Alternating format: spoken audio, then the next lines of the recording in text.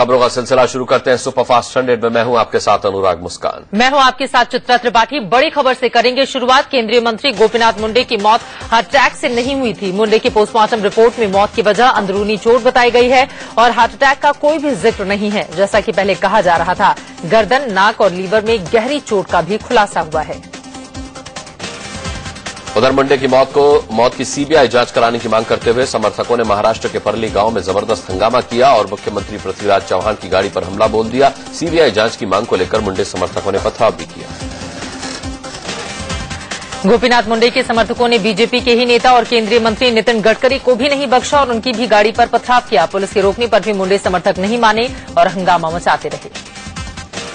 CBI जांच की मांग कर रहे मुंडे समर्थकों ने कई गाड़ियों में तोड़फोड़ मचाई और आगजनी भी की। पथराव के चलते कई गाड़ियों को भी नुकसान पहुंचा। परली में मुंडे के अंतिम संस्कार के दौरान काफी तादाद। केंद्रीय मंत्री गोपीनाथ मुंडे की मौत के मामले में शिवसेना प्रमुख उद्धव ठाकरे ने भी सीबीआई जांच की मांग की है। साथ ही आरपीआई के नेता रामदास अठावले ने भी कहा है कि सीबीआई जांच कराई जानी चाहिए। इससे पहले केंद्रीय ग्रामीण विकास और पंचायती राज मंत्री गोपीनाथ मुंडे का दोपहर 2 बजे अंतिम संस्कार किया गया। महाराष्ट्र के बीड के उनके पैतृक गांव परली में उनकी बड़ी बेटी पंकजा मुंडे ने उन्हें मुखाग्नि दी। पंकजा ने जब अपने पिता गोपीनाथ मुंडे को मुखाग्नि दी तो परली गांव में मौजूद हर किसी की आंखें नम हो गई। पूरे राजकीय सम्मान के साथ हुए मुंडे के अंतिम संस्कार में बीजेपी समेत कई पार्टियों के नेता शामिल हुए।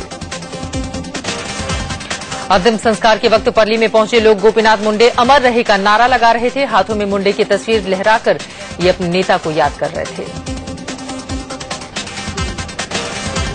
जैसे ही दोपहर में परली गांव में गोपीनाथ मुंडे का पार्थिव शरीर लाया गया, उनकी पत्नी दहाड़े मारकर रोने लगी।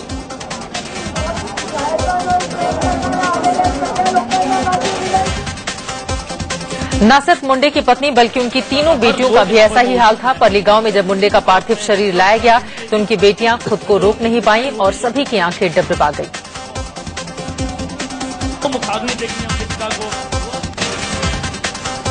मुंडे के अंतिम दर्शन के लिए पहुंचे रिश्तेदार भी खुद को रोक नहीं पाए और फूट फूट कर रोने लगे। मुंडे के परिजनों और करीबियों का ऐसा ही हाल था। हर आंख में आंसू, हर जुबान पर बस मुंडे का नाम था।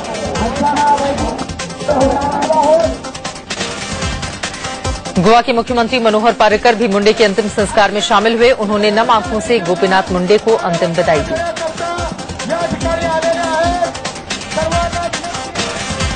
शिवसेना प्रमुख उद्धव ठाकरे भी गोपीनाथ मुंडे के अंतिम संस्कार के मौके पर परली पहुंचे। उन्होंने मुंडे को आखिरी विदाई दी।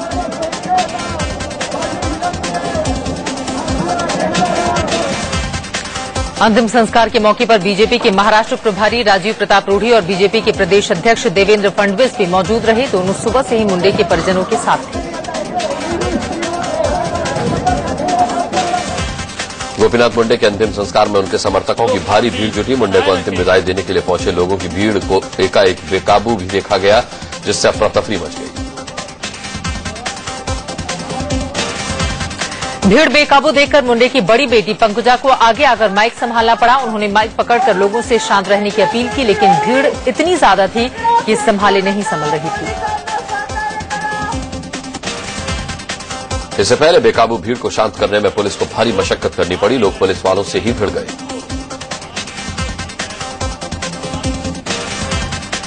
परली ले जाने से पहले लातूर में गोपीनाथ मुंडे का पार्थिव शरीर अंतिम दर्शन के लिए रखा गया। यहां उन्हें श्रद्धांजलि देने वालों का तांता लगा रहा।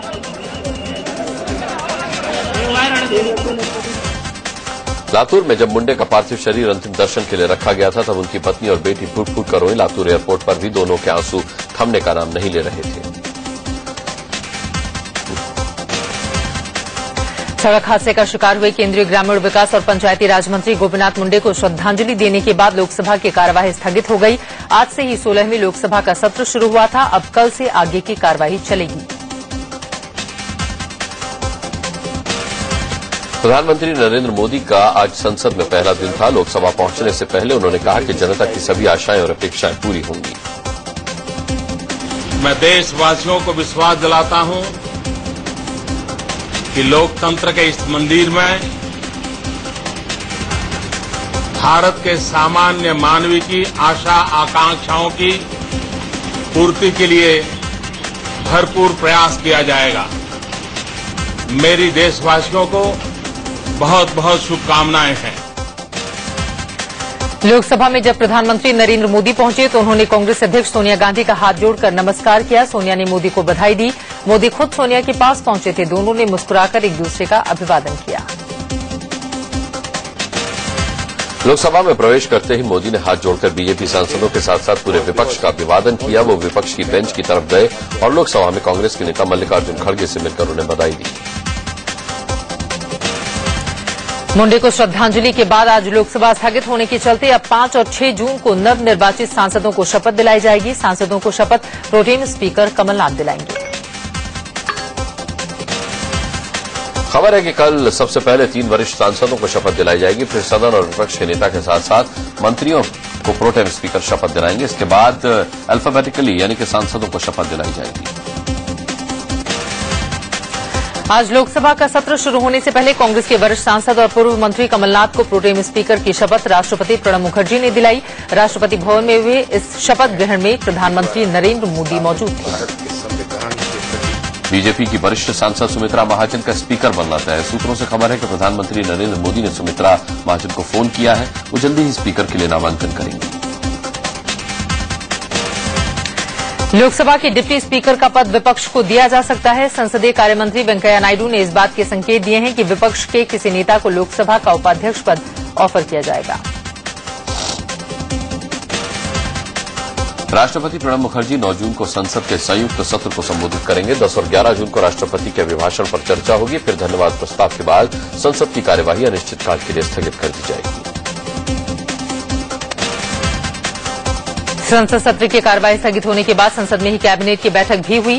पीएम नरेंद्र मोदी की अगुवाई में हुई कैबिनेट बैठक में राष्ट्रपति के अभिभाषण को मंजूरी दी गई। लोकसभा के पहले दिन आज सांसदों का आइडेंटिटी कार्ड देखने के बाद ही उन्हें एंट्री दी गई। खासतौर पर नए सांसदों से सिक्योरिटी गार्ड्स ने उनका पहचान पत्र दिखाने को कहा। कांग्रेस के वरिष्ठ नेता और पूर्व मंत्री गुलाम नबी आजाद राज्यसभा में विपक्ष के नेता होंगे। लोकसभा चुनाव हार चुके आजाद को कांग्रेस ने राज्यसभा में संसदीय दल का नेता चुना है।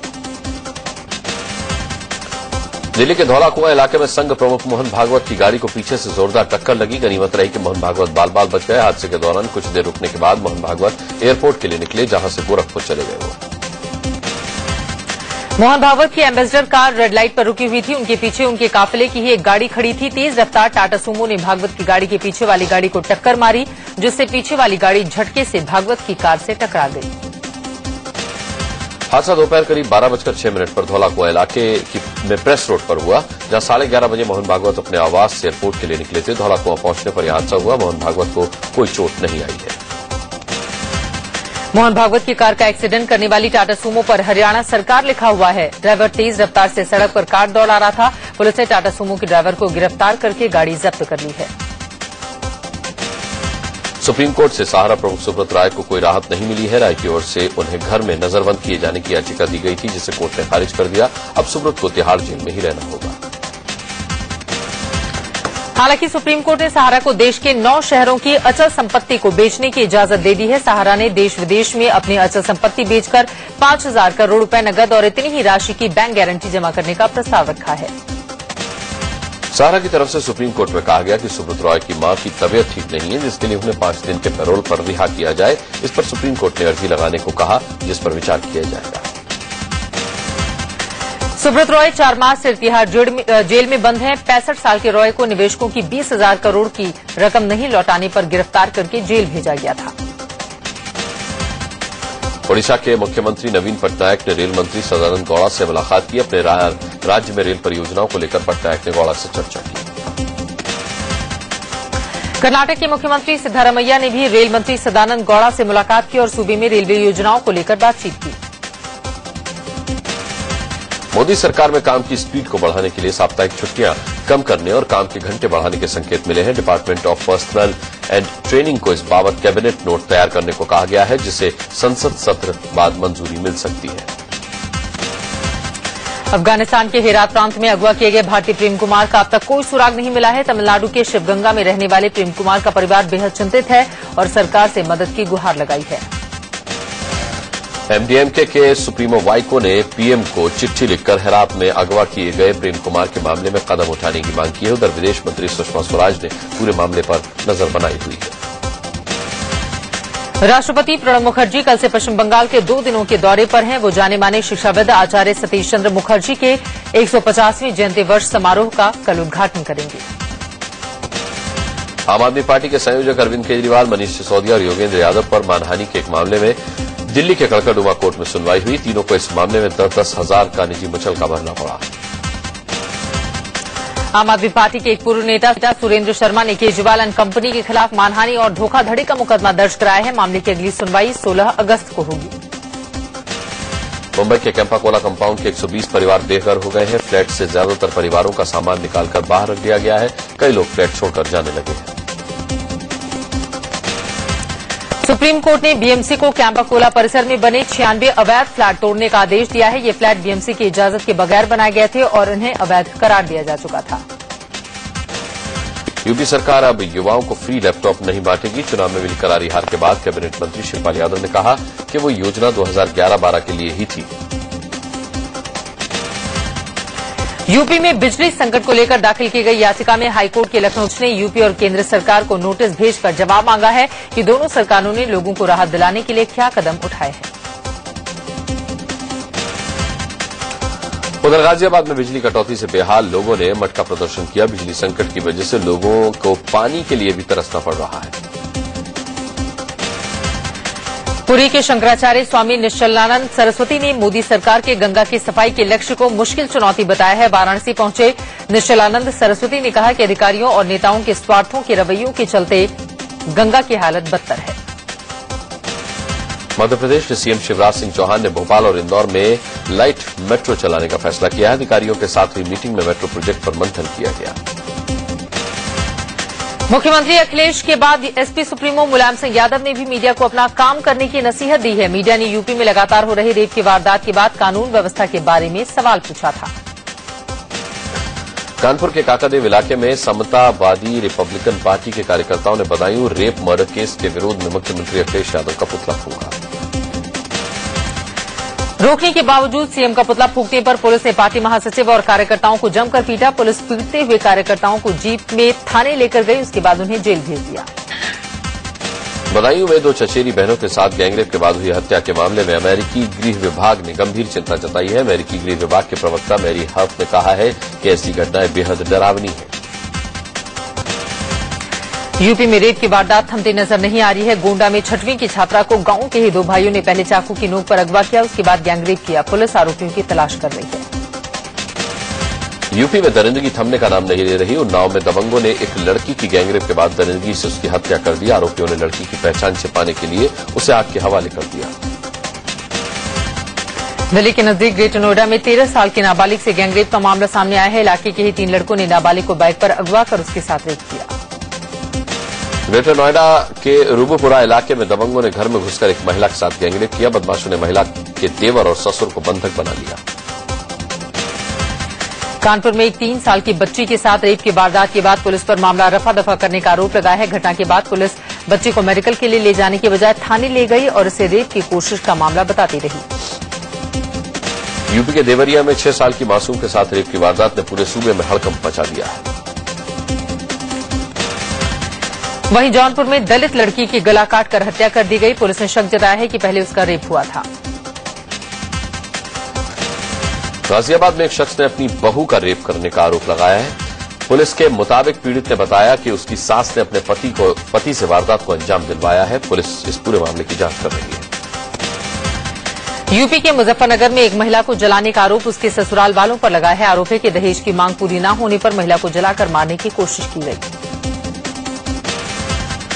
सुपरफास्ट 100 में अभी एक छोटा सा ब्रेक ले रहे हैं और ब्रेक के बाद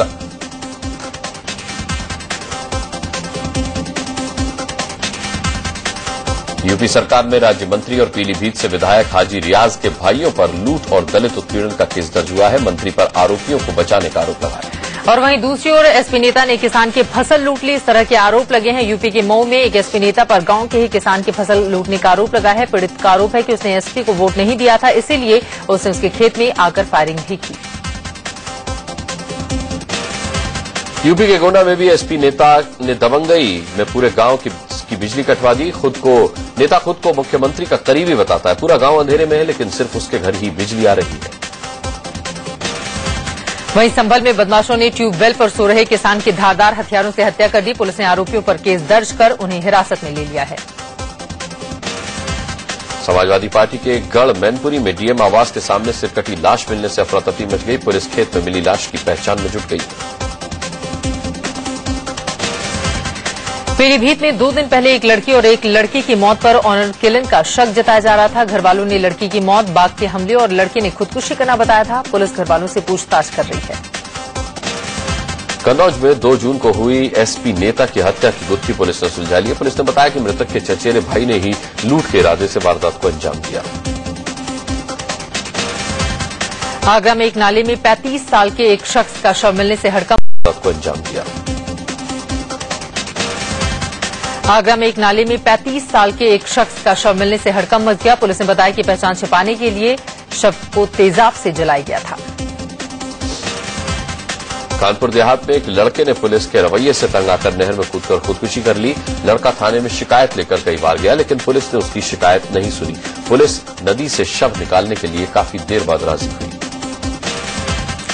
यूपी के बलरामपुर से नेपाल गए तीर्थयात्रियों की बस खाई में गिरने से 18 लोगों की मौत हो गई, जबकि 2 दर्जन से ज्यादा लोग गंभीर रूप से घायल हुए हैं। मारे गए लोगों के घर पर मातम पसरा है। बिहार के शेखपुरा में एक यात्री बस बेकाबू होकर पेड़ से जा टकराई। हादसे में 20 लोग गंभीर रूप से जख्मी हो गए। बस में कुल 50 यात्री सवार थे। आगरा के एतमादौला रामबाग इलाके में अचानक से एक फैक्ट्री आग की लपटों से घिर गई। इसके बाद आग ने पास की दूसरी फैक्ट्री को भी अपनी चपेट में ले लिया। आग लगते ही पूरे इलाके में अफरा तफरी मच गई। दिल्ली के नबी करीम इलाके में कपड़े की एक फैक्ट्री में अचानक आग लगने से अफरा तफरी मच गई। फैक्ट्री में आग लगने से चारों तरफ धुआं ही धुआं फैल गया। आग से लाखों के नुकसान की खबर है। उत्तरकाशी में गंगोत्री रेंज के जंगल भीषण आग की चपेट में है। आग से करीब 60 हेक्टेयर से ज्यादा जंगल का इलाका जलकर खाक हो चुका है। चारों ओर धुएं का गुबार है। जंगल की आग ने इलाके के लोगों की मुश्किलें बढ़ा दी हैं। यूपी के बुलंदशहर में लोगों ने अस्पताल में जमकर हंगामा किया और तोड़फोड़ मचाई। खुर्जा इलाके में बिजली विभाग के एक स्टाफ की करंट लगने से मौत हो गई और इसका गुस्सा लोगों ने अस्पताल पर उतारा।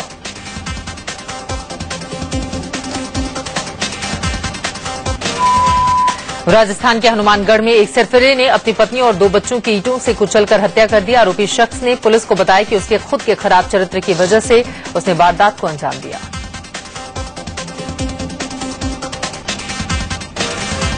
झारखंड के खूंटी में 3 नक्सलियों की गोली मारकर हत्या कर दी गई, जिसमें एक नक्सली महिला भी शामिल थी। बताया जा रहा है कि तीनों ने नक्सलियों से अलग होकर अपने अलग अलग गुट बना लिए थे।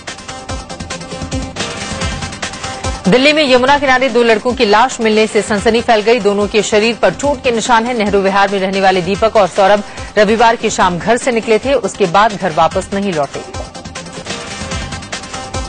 यूपी के हाथरस में एक युवक की लाश पेड़ पर लटकी मिली। बताया जा रहा है कि 2 गुटों में हुई लड़ाई के बाद युवक की हत्या कर दी गई। राजस्थान के श्रीगंगानगर में सीसीटीवी में एक शराबी की तस्वीर कैद हुई है, जो चाकू से शराब दुकानदार पर हमला कर देता है।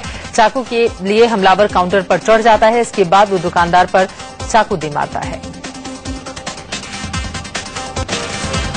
देशवासियों के लिए अच्छी खबर है। मानसून जल्द दस्तक देने वाला है। अगले 1-2 दिन में इसका केरल पहुंचने की संभावना है। मौसम विभाग ने पहले भी मानसून के 5 जून तक केरल पहुंचने की संभावना जताई थी।